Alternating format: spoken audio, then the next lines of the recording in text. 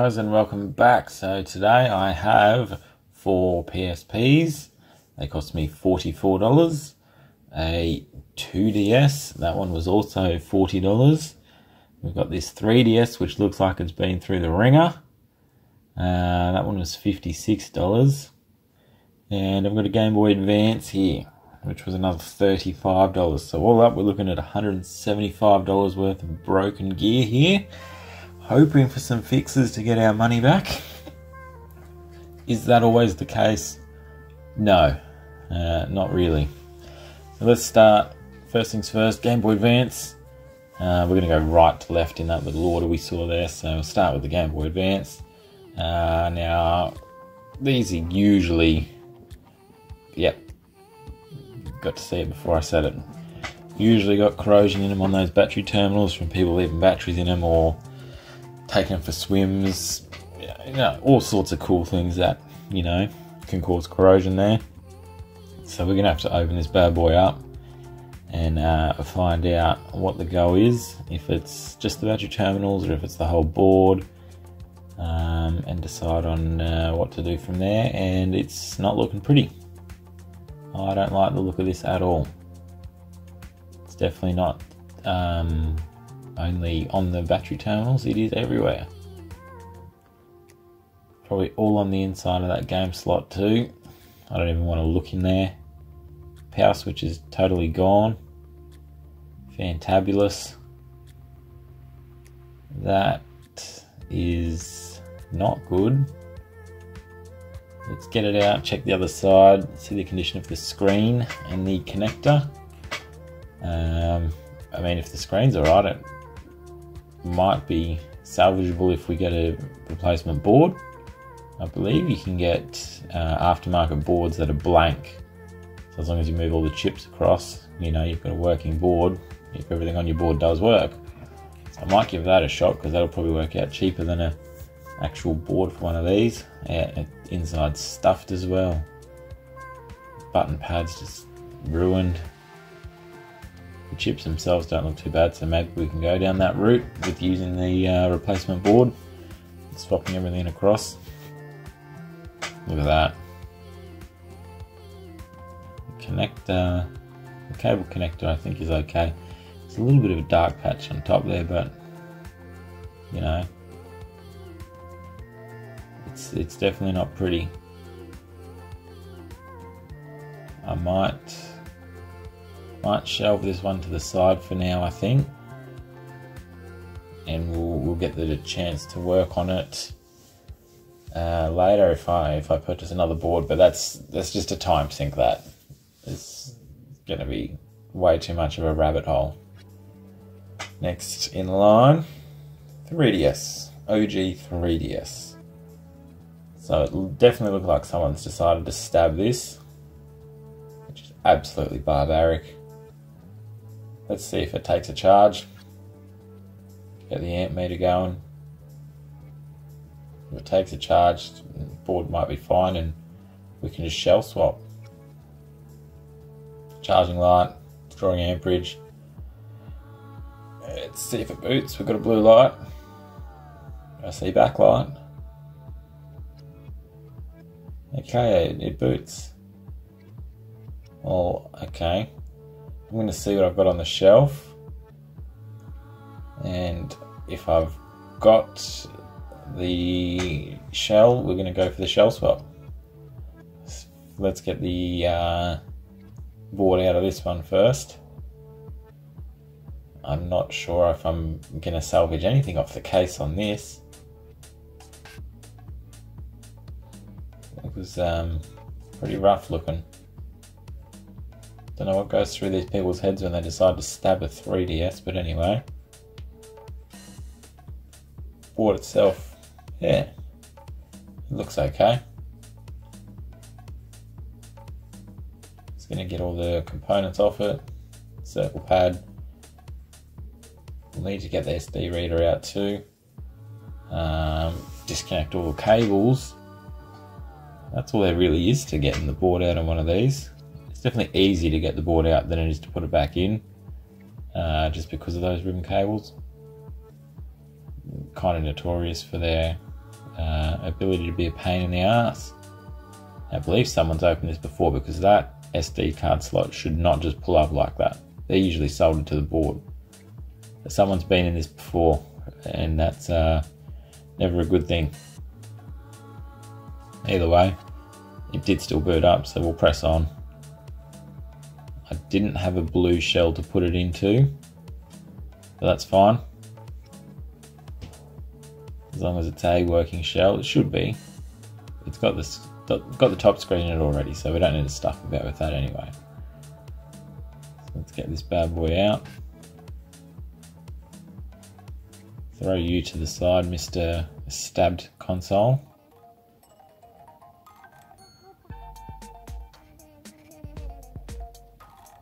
Screen on digitize is no good anyway, so I don't know why I'm just throw that to it. There we go, the black shell. Let's get this board loaded into this shell and ensure that the screens do work. I mean, usually I do right, okay, or something when I'm gonna put them in a certain section of the shelf. So hopefully I put it in the right section, and we are looking at a good shell with screens. Got to do this in the right order too. Bottom cable first, because it goes on the underside of the board.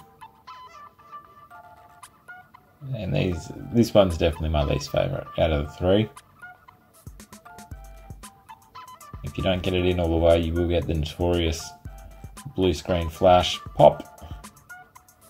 You need to make sure all those gold contacts are in there. You can't see them once you clip it down.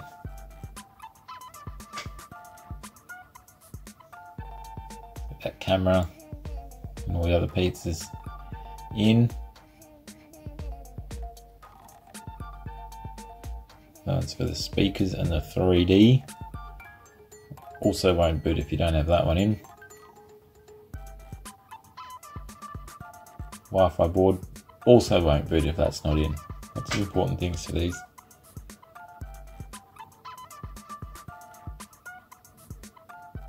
Oh, bottom screen of course, also won't boot if that's not in. Both plugs, that is. We're just going to whack a battery in now, prompt it to boot. See that these screens are alright. If so, we can press on with the rest. Reader symbol lit up.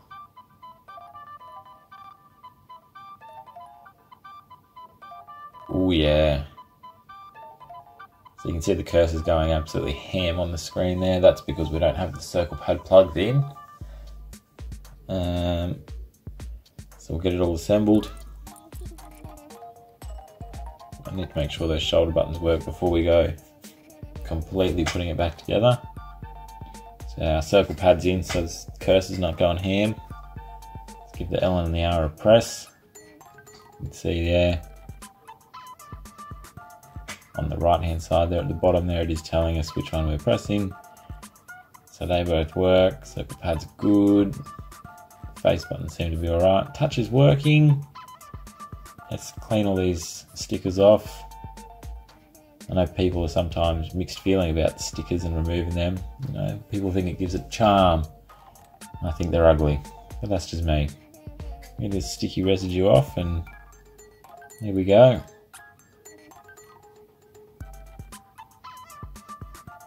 Beauty. Scrubs up nicely in this shell. Much nicer than the one that had been stabbed. So I think we're good here. 3DS looks alright. That's good, because that was definitely the one that's going to sell for the most, I think. I don't actually know what the Game Boy Advances are worth. I know they're worth a lot more if you do the mods on them, but maybe it's a contender for that as well after the get it working first. But anyway, we've got the 2DS Puppy Chewed Edition. Again, we'll see if this one charges and boots. We've got a charging light, no amperage drawn, and the charging light went out. So let's get a look, see if there's a battery, see the condition of the battery. Pretty sure you just need to pop this top half off to get to the battery on these. Been a while since I've opened one of these bad boys. There's definitely a battery there. Let's swap it over. See what it does. Hope for the best. Water damage indicator is not gone pink. So I don't think we've got any liquid damage in this one. Battery number 2. It's all on you.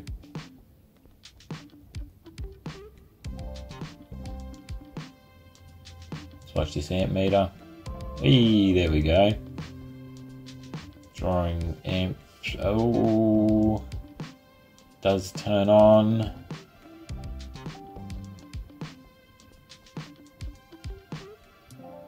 Another busted screen. Okay. I'm going to consult the parts box on this one, because I do have another shell which we can use to get rid of the, well, not hide, just, we can reshell it so we don't have one that's chewed up by a puppy dog. So this one was water damaged. I'm going to try this screen. So I know the console was water damaged, but I don't know if that screen was too badly water damaged, but from memory none of it worked. So let's get this one out. I'm going to dump that board into that white casing and see if that screen works. If not, I'll just buy a new screen and then put it into that shell, and we'll be fine with this one. I've never bought a screen for one of these 2DS's. I believe they're somewhat pricey because it's both screens in one big fat slab of screen. So yeah, hopefully we can get it at a decent price, given we've already paid $40 for the console. We'll soon find out. We're going to dump this board on this potentially water damaged screen and see if it works. I don't have high hopes for it, but at least I've got the case, the unchewed case, so it's not all doom and gloom. We'll get the bare minimum plugged in, I think, just to test that it actually boots up, or if it boots up. No point in putting everything in, screwing it down, and then finding out the screen is actually buggered.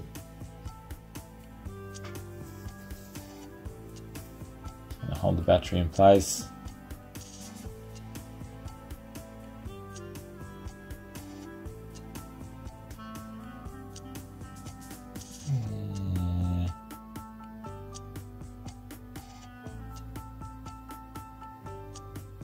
Okay, we've got blue light. Blue light off. Yep, that screen's no good. Alright, we're going to have to shelve that one for now as well until I buy a screen for that. But I'm pretty confident I can, get that one going again. Alright, moving on to these 4 PSPs. I know they're the street version, the shitty version, the cheaper and nastier version. I don't have much experience with these. So far, no charge on that one. Okay, that one's charging. Got the charge light, we've got it drawing amperage. Will it boot? Ooh, look at this. Another smashed screen. Not going well on the screens today, are we? Well, as soon as it turns on, we'll shove that one to the side for now until I get a screen for that one, because I don't have any screen. Actually, I'm not even sure if I'll be able to find a screen for that. Whenever I've searched for parts for these street models, nothing really comes up. So let's try the next one. No charge, back cover won't stay closed. Bum.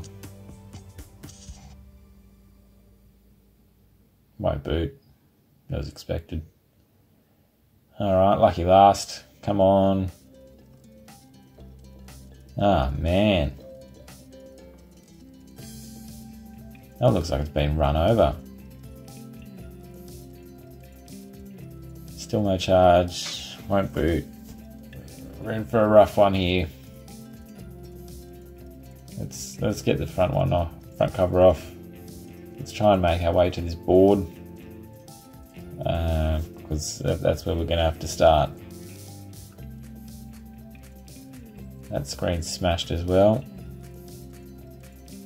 We've not done well for screens today. I don't know if you could see it. There it is. Definitely a shattered pattern in the background.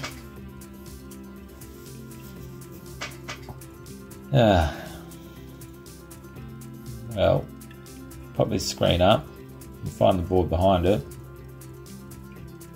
and see if there's anything visibly obvious with it. Otherwise we'll try and poke around and see what we can figure out. Again, really not experienced with these things.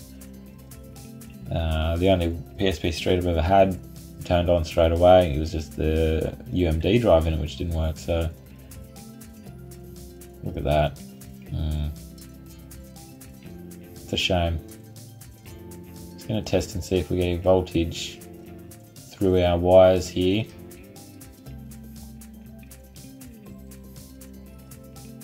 And the multimeter's not in shot there, but the voltage is getting to the start of the connector.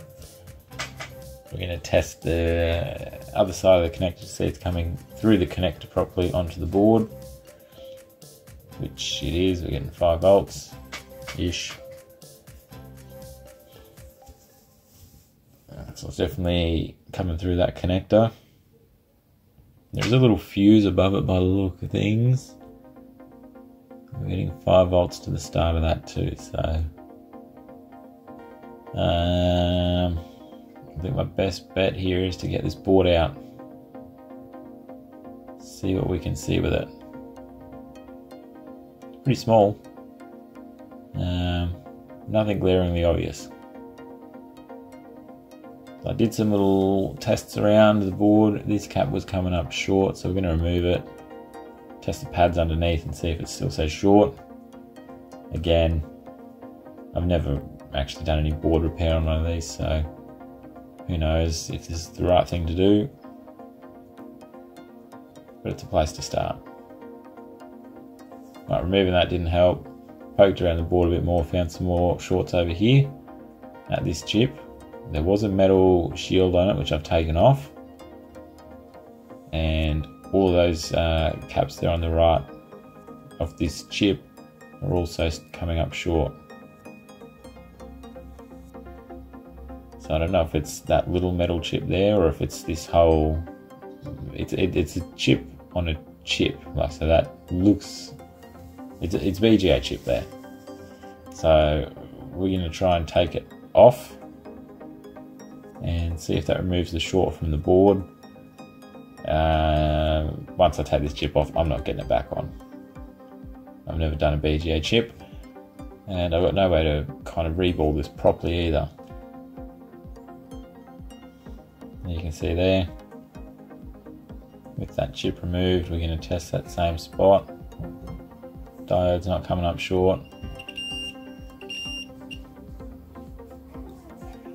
One up the top there isn't either. So the issue was definitely in that chip, but I have no way of repairing that. So we're going to move on to the next one. Hope it's not the same problem. Hope for maybe a non-smashed screen. And my hopes have gone out the window for the smashed screen. Let's check the connector again. You can see we're getting the 5 volts in. Nice and proper. Happy with that.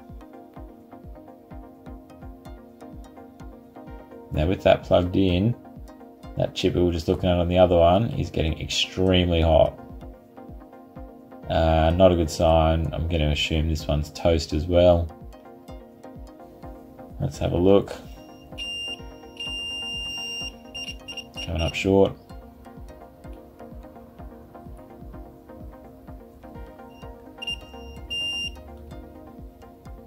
Okay, those two aren't.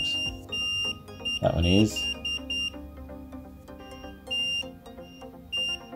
Yeah, that one is. That's pretty similar. It's all the same area. We'll get the shield off this one. So you can see there, that's our chip. So we've got all those shorts off to the right of the chip, but then we've got the pieces on the chip which were short too. So I've taken them off this one. The chip is still on the board. I'm taking the capacitors off that were coming up short. I'm going to replace them with the capacitors off the other chip that weren't coming up short. The ones on the left there in this image. Use the ones off the left, put them on the right. See if that helps. Because again, like, I got no way of doing replacing this whole chip successfully. These little caps here are seriously tiny. One of the smallest ones I've had to work with. The ones on the right of them, not so much of an issue. But those there, yeeks, tiny as hell. You can see at the top right there is a bridge there. I did notice that. I did rectify that. So that is gone. Do the bigger ones now.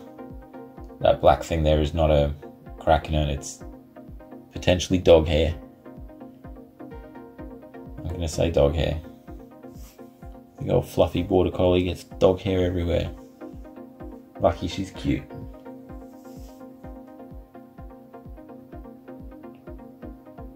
It's in. Get rid of that dog hair. If it was dog hair. And last one. There's our bridge on the right there. Definitely got rid of it though.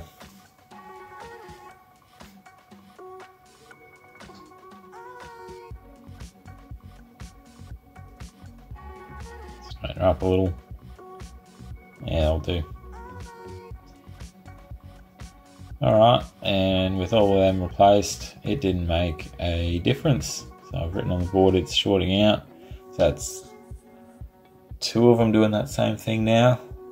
Let's look at the third one. Maybe it's the fourth one, because the first one was the one with the screen issue that did turn on. So I definitely feel like someone's been in all of these, because all of these warranty void stickers have been pulled off from the battery. And this one's even cracked as well. So I get the feeling someone's playing silly buggers here, and they've built 4 PSPs with known shit parts and then sold them as untested. Because there's surely, like, you know, all the battery covers, all the stickers removed, all of them so far have had completely smashed screens, yet the plastic piece in front of it hasn't been that bad. Like, there's no visible signs of impact. We've got scratches, but nothing to say it's been smashed enough to crack all the glass inside. And even that one is too. So out of the 7 consoles we've had, 5 of them have had 6 of them have had smashed screens. This one also. That connector isn't in all the way, nor was the tab on the right. So they've potentially swapped the USD drive as well for a known shit one too. I'm going to check this same area for shorts. And I forgot to get the beep beep going on this. You can't hear it, but they're all shorting out in that exact same spot. So these PSPs have been an absolute nightmare. Shocker of a run. That one's the only one that potentially get going, because it does turn on if I can get a screen for it. The other 3 all have dodgy chips, whatever that chip is. Don't know what that chip is, but it gets hot as hell. So I guess I've got some donor parts. What's potentially good working out of them. So today's a bit of a fail. We've got 1 working console. I'm pretty sure I can get the 2DS going. The Game Boy Advance is a bit iffy. And also the other week I did the DS Lite from the parts box. I'm giving that board away, so if you want the chance to win that board, send me an email. Haven't had too many applicants for that yet, so I'll run it for a couple more weeks and see what happens. So don't forget to like and subscribe, and I will see you in the next one.